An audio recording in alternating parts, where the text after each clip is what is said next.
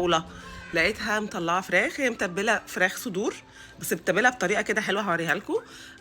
وعايزه تعمل فراخ بالوايت صوص. طبعا يعني هي بتحرجني بالذوق، اللي هو انا تبلت الفراخ فاعملي الفراخ انتي. وكده هصور لكم. اول حاجه حطيت معلقه زبده صغيره وحطيت معلقه توم.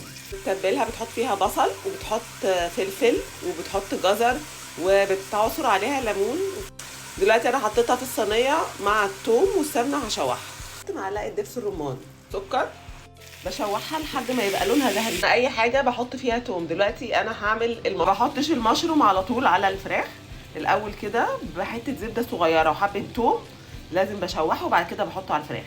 خلصت خلاص المشروم وحطيت نص كوبايه ميه بس كده، ومحضره كوبايه لبن بمعلقه دقيق. هحط حبه كريمه لباني، فلفل اسود، ودلوقتي هبتدي اقلب لحد ما يبتدي القوام بتاعها يبقى ماسك نفسه. ودي يا جماعه